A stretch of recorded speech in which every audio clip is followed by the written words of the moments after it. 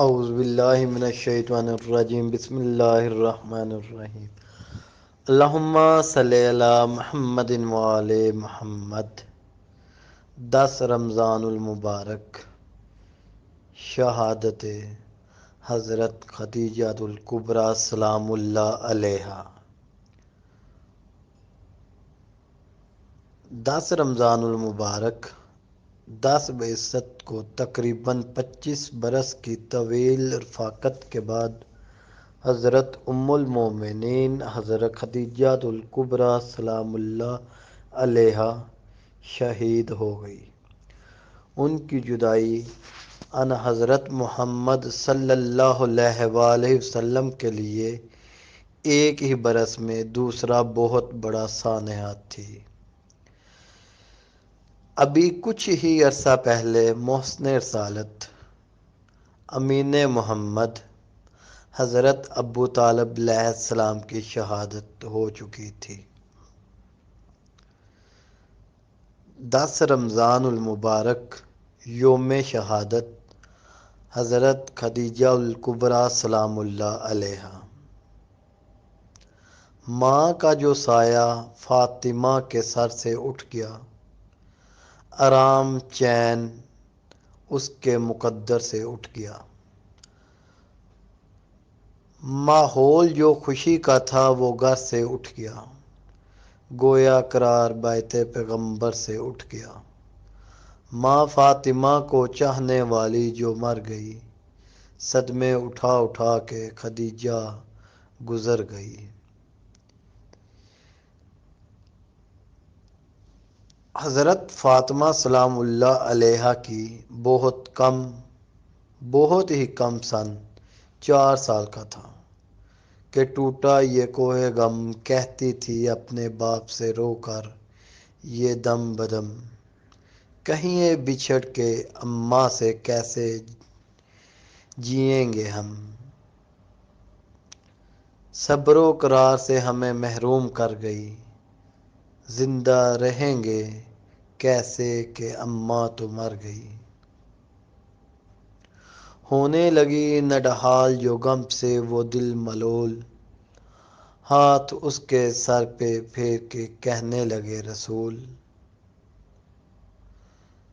من جانب خدا ہے یہ صدمہ کرو قبول،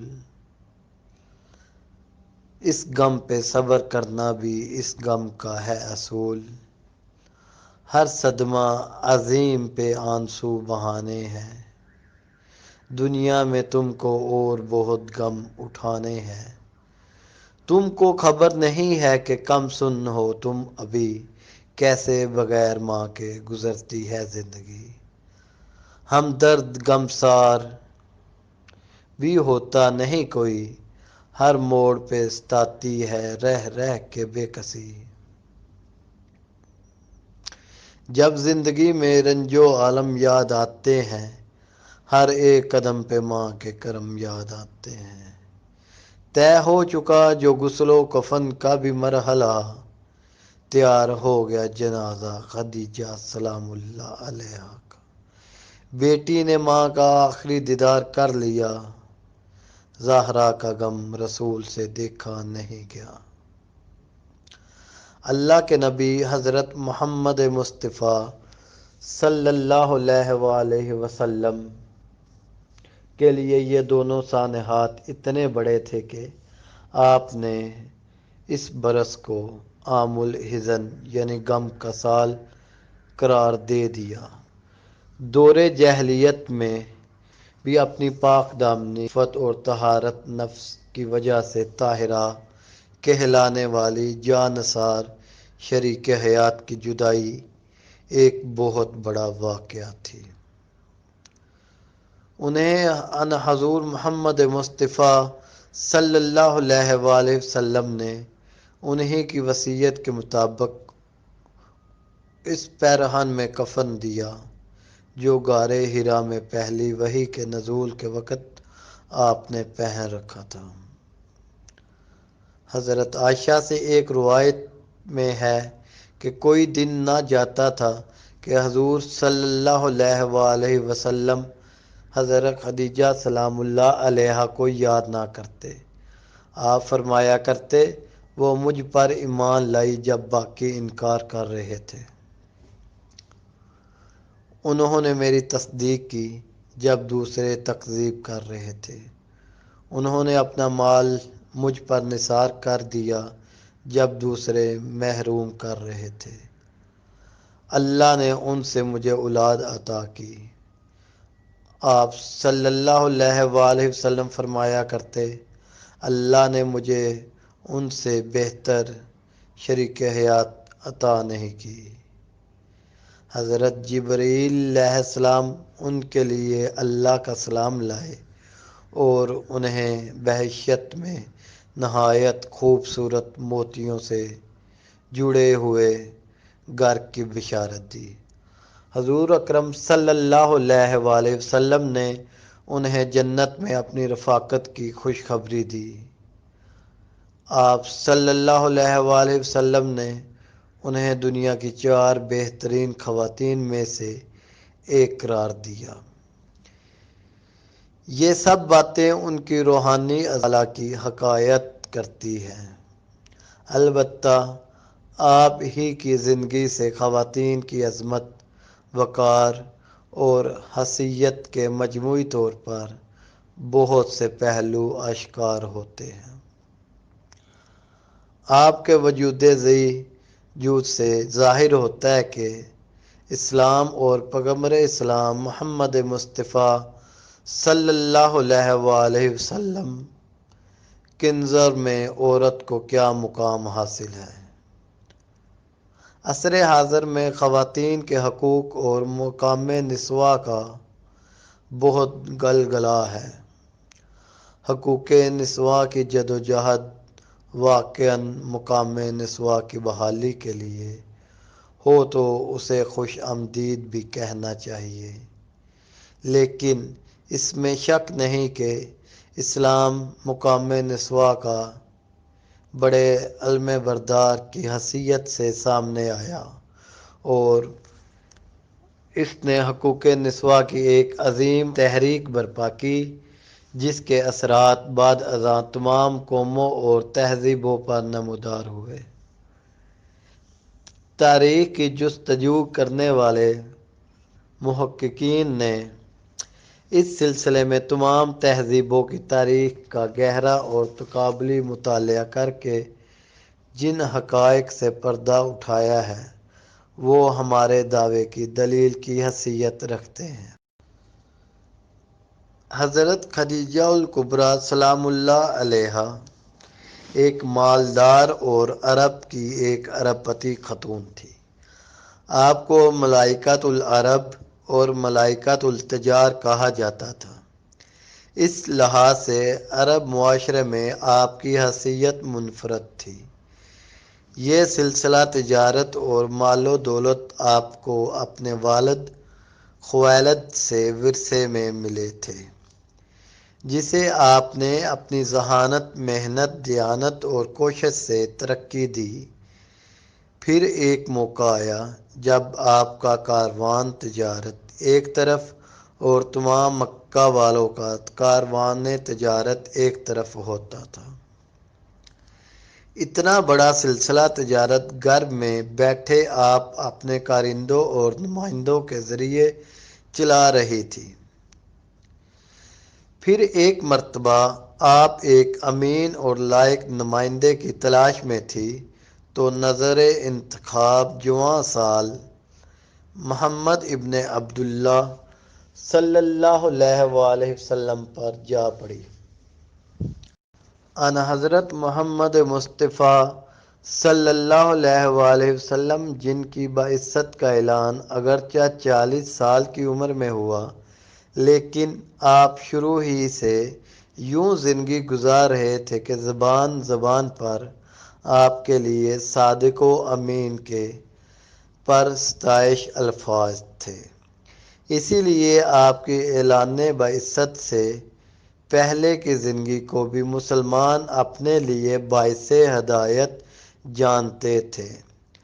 آپ نے حضرت خدیجہ کی یہ پیشکش قبول فرما لی اور ان کے مامور کی حیثیت سے ان کا کاروان تجارت لے گئے۔ اس سے ظاہر یہ ہوتا ہے کہ اسلام کی نظر میں ایک خاتون تجارت کر سکتی ہے، انتظامی ذمہ داری قبول کر سکتی ہے، مردوں کو اپنے ماتحت ملازم رکھ سکتی ہے، اپنے مال کی خود مالکہ ہو سکتی ہے۔ یہ امر قابل ذکر ہے کہ ان حضرت صلی اللہ علیہ وآلہ وسلم سے شادی کے بعد بھی حضرت خدیجہ کو اپنے مال پر پورا اختیار حاصل رہا اور انہوں نے اپنی آزاد مرضی سے وہ مال جہاں چاہا خرچ کیا، اگرچہ انہوں نے اپنا سب کچھ ان حضرت صلی اللہ علیہ وآلہ وسلم کے قدموں پر نثار کر دیا، لیکن یہ سب کچھ انہوں نے خوش دلی بلکہ شوق و الفت سے اور ان حضرت صلی اللہ علیہ وآلہ وسلم کو راضی کر کے خرچ کیا۔ حضرت خدیجہ الکبریٰ سلام اللہ علیہا نے ان حضرت محمد مصطفیٰ صلی اللہ علیہ وآلہ وسلم کو شادی کا پیغام خود اپنی طرف سے بھیجا، جسے ان حضرت محمد مصطفیٰ صلی اللہ علیہ وآلہ وسلم نے اپنے چچا حضرت ابو طالب علیہ السلام کے ذریعے بڑے پروقار طریقے سے قبول فرما لیا۔ اس سے یہ ظاہر ہوتا ہے کہ اسلام کی نظر میں اس امر میں کوئی ممانعت نہیں کہ کوئی عورت رشتہ ازواج کے لیے اپنے ساتھی کا خود انتخاب کرے، بلکہ خود اپنی طرف سے سلسلہ جنابانی کا آغاز کرے۔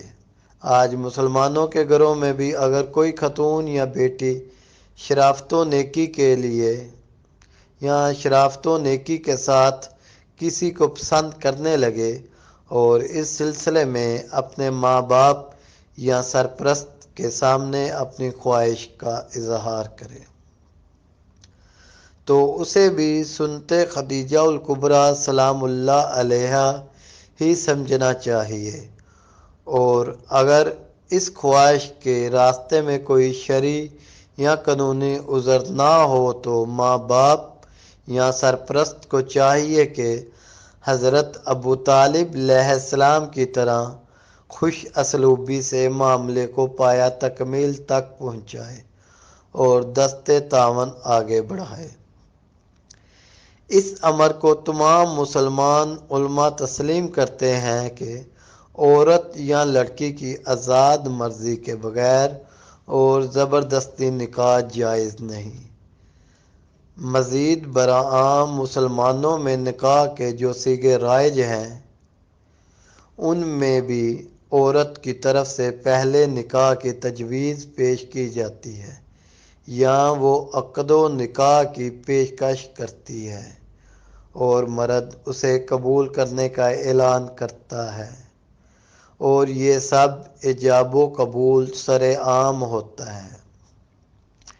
اسی کو جائز نکاح کہتے ہیں، ورنہ چھپ چھپا کے یارانے لگانے سے تو اسلام نے منع کیا ہے۔ اس طریقے کو اگر حضرت خدیجہ الکبریٰ سلام اللہ علیہا کی یادگار یا نقش پا قرار دیا جائے تو کوئی مضائقہ نہیں ہونا چاہیے۔ تاریخ کا مطالعہ کرنے والے احباب جانتے ہیں کہ طہارت و تجارت میں شہرت رکھنے والی باعظمت خاتون حضرت سیدہ خدیجہ الکبریٰ سلام اللہ علیہا عالمہ و فاضلہ بھی تھی۔ انہوں نے ماقبل کے صحف آسمانی کا مطالعہ کر رکھا تھا۔ اپنی آزاد اندیشی کی وجہ سے ہی انہوں نے کبھی بت پرستی نہیں کی، وہ کائنات کے رب کی معرفت حاصل کر چکی تھی۔ اسی وجہ سے انہوں نے قریش مکہ کے بڑے بڑے بت پرست سرداروں کی خواستگاری کو مسترد کر دیا تھا ان نامور سرداروں میں ابو سفیان اور ابو جاہل بھی شامل تھے۔ بعید نہیں کہ بعد آن حضرت محمد مصطفیٰ صلی اللہ علیہ وآلہ وسلم سے شدید دشمنی میں ایک عنصر اس رکابت کا بھی شامل ہو اور انہیں ایک عظیم قریشی خاتون کی طرف سے مسترد کیے جانے کا تعلق عمر بھر ستاتا رہا ہو۔ تاہم حضرت خدیجہ الکبریٰ سلام اللہ علیہا کی زندگی کے اس پہلو سے یہ سبق ضرور ملتا ہے کہ معاشرے یا آبا کی اندھی تقلید خواتین کو بھی نہیں کرنا چاہیے۔ انہیں حریت و فکر کو اختیار کرنا چاہیے اور مذہب و عقیدہ اپنی آزاد رائے سے اختیار کرنا چاہیے۔ علاوہ ازیں کسب و علم و فضل کے دروازے مرد و زن دونوں کے لیے کھلے ہیں۔ خواتین کی تعلیم کے مخالف اندھے دہشت گردوں اور انتہا پسندوں کو یہ جاننا چاہیے کہ ان حضرت محمد مصطفیٰ صلی اللہ علیہ وآلہ وسلم نے اپنے لیے جس پہلی جیون ساتھی کو اختیار کیا وہ ایک عالمہ و فاضلہ خاتون تھی۔ بعثت کے بعد نازل ہونے والے قرآن مجید نے بھی اہل علم کا فضل بیان کیا ہے، تو وہ مرد و زن دونوں کے لیے جنت میں بلند مقامات کے حصول کی دعوت اللہ نے مرد و زن کو بلا امتیاز دی ہے۔ اس طرح قرآن مجید نے آباء و سماج کی اندھی تقلید کی جو مذمت کی ہے وہ حضرت خدیجہ الکبریٰ سلام اللہ علیہا کی ثابت رائے اور صحت عمل کے لیے ایک خراج تحسین کی بھی حیثیت رکھتا ہے۔ یہ قرآن ہی ہے جس نے کہا ہے کہ کیا علم والے اور بے علم آپس میں برابر ہیں؟ ہرگز نہیں۔ یہ کہتے ہوئے اس نے مرد و زن کے مابین کوئی خط امتیاز نہیں کھینچا۔ حضرت خدیجہ الکبریٰ سلام اللہ علیہا ایک شاعرہ بھی تھی۔ ان کے بہت سے اشعار بھی صفحات تاریخ و کتب سیر میں محفوظ ہیں۔ یہ اشعار اعلیٰ شعراء صلاحیتوں کا نمونہ ہے۔ ان میں ان حضرت صلی اللہ علیہ وآلہ وسلم سے آپ کی والہانہ اور بے پناہ محبت کا بھی اظہار ہوتا ہے۔ اس سے یہ سبق حاصل کیا جا سکتا ہے کہ شعر و ادب کی دنیا کے راستے بھی خواتین کے لیے کھلے ہیں، اور اگر کوئی خاتون اپنے اشعار میں اپنے شوہر کے لیے الفت و محبت کا اظہار کرے تو اسلام کی نظر میں نہ فقط اس میں کوئی مضائقہ نہیں بلکہ ایسا کرنا مستحسن اور لائق قدر ہے۔ دوسری طرف ایسی عظیم خاتون کے ساتھ ان حضرت محمد مصطفیٰ صلی اللہ علیہ وآلہ وسلم نے جیسی رفاقت رکھی اور جیسے عمر بھر ان کی یاد کو اپنے سینے سے لگائے رکھا، وہ بھی ہمارے لیے سبق آموز ہے۔ ہمیں یہ کبھی نہیں بھولنا چاہیے کہ ان حضرت محمد مصطفیٰ صلی اللہ علیہ وآلہ وسلم کی زوجہ حضرت خدیجہ الکبریٰ سلام اللہ علیہا کے لیے کوئی ایک ناپسندیدہ کلمہ بھی ان حضرت محمد مصطفیٰ صلی اللہ علیہ وآلہ وسلم پر بہت گراں گزرتا تھا۔ میاں بیوی کے مابین وفا انگیز محبت کی یہ خوبصورت مثال ہمیشہ تابندہ رہے گی۔ اللہم صلی علی محمد وآل محمد۔